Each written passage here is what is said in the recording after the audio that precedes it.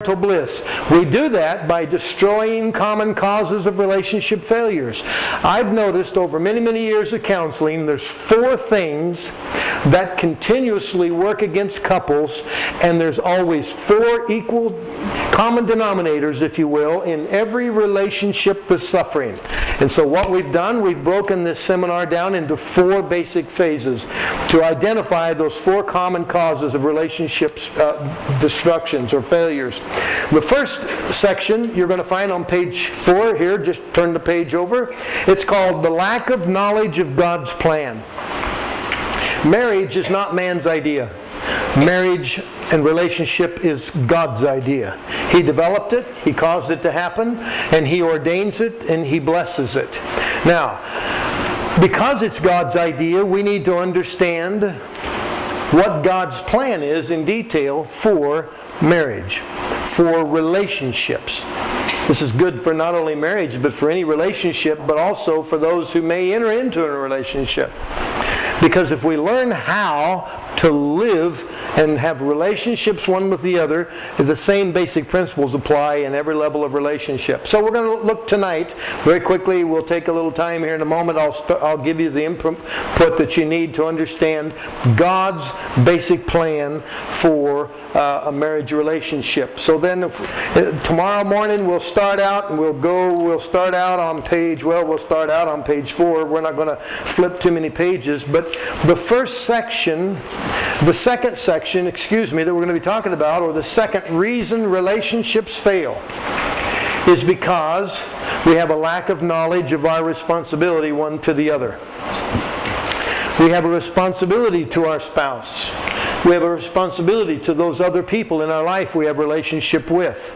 Relationships are not something that just happens, and they're not something that continues to grow and get stronger unless you feed the relationship. A relationship is a living thing.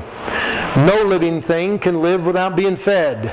Relationships need to be fed. They need to be groomed. They need to be encouraged. And so that's what we're going to talk about. You're going to learn some things about relationships and how to deal with issues and what causes those relationships to fall apart once you look at the knowledge, once you gain some knowledge of our responsibility of that. Then we'll go to section 3.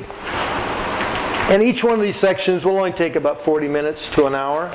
So we try to keep them as short as we can, yet as informative as we can. But we don't want to...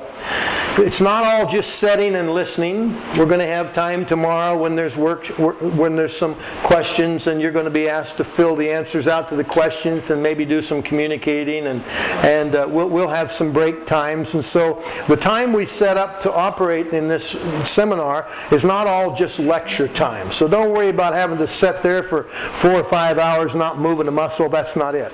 You're going to have plenty of time to interact with each other, and you're also going to have some times for breaks. Page 12, it goes on to talk about the third problem with relationships, or the successful relationships, and that's the lack of knowledge of your spouse's emotional needs. Here's where men really begin to drop out in the area of relationship management. They don't understand, unfortunately, there's emotional needs that all of us have. Every human being does. And the females of our society are very aware of their emotional needs. Most generally, they don't know, in some cases, how to get them met. And many times, the females aren't even certain, or they're not sure why things happen the way they happen.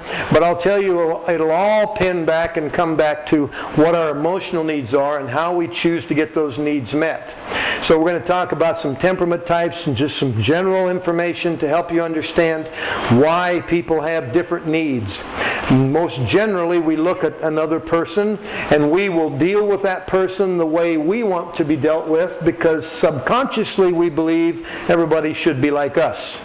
Well, everybody isn't like you, and everybody isn't like me. Praise the Lord for that. And so that's the third area. We're going to look at the lack of knowledge of or lack of knowledge of our spouse's needs. Now, the last and final section then will be found, somewhere back here a little ways to the right, page 24, I believe, and it's entitled The Lie-Based Thinking. We're going to look at lie-based thinking. What is lie-based thinking? Lie-based thinking is when the thoughts and the belief belief systems of our mind bring emotional pain into our life. Emotional pain is always caused by lies believed to be true. You ought to be getting a hold of that by now. I say it every time we meet.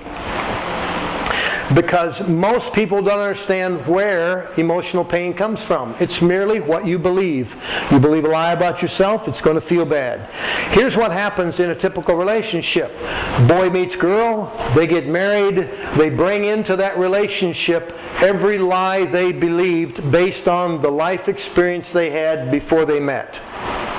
Those lies are triggered as we deal with each other and work with each other and talk and live and love and so forth. We trigger that other person. When we trigger somebody, typically, if you're in a room and I walk into the room and say something and it makes you feel bad, you'll blame me for being the cause of you feeling bad. And that's not true. It's not my fault. I didn't cause you to feel bad, because emotional pain never comes from the outside in. It always comes from the inside out. Physical pain comes from the outside in. If you bruise your hand, it's because something outside hit it. But if you're bruised in your soul, if you're bruised in your heart, it's not because necessarily you were involved in some kind of physical situation, although that does happen. But the real pain is on the inside based on what those experiences made you believe about yourself. So when we get to lie-based thinking, which is the last section, we're going to be talking about those things that you brought into your relationship. Those trials and tribulations and fears the little girls had and troubles the little boys had, and all the lies they begin to believe because of all that stuff. That same stuff we've been releasing as we'd worked with each other Tuesday night and Wednesday night, all the nights. I forget what night, I don't know what night this is, but anyway, we've had a full week of watching people get free from emotional baggage. Though that's what we call releasing lie-based thinking. Lie-based thinking is a painful situation. And so we're going to talk about that so you can understand that many things that you may feel in a relationship are not the problem of the spouse. To understand where your pain comes from can totally cause you to live more in peace with another person, because no longer does anybody become a threat to you. If you say or do something that should make me feel upset, I know it's not your issue, it's mine. So therefore, if it's my issue, you're no longer a threat to me, see?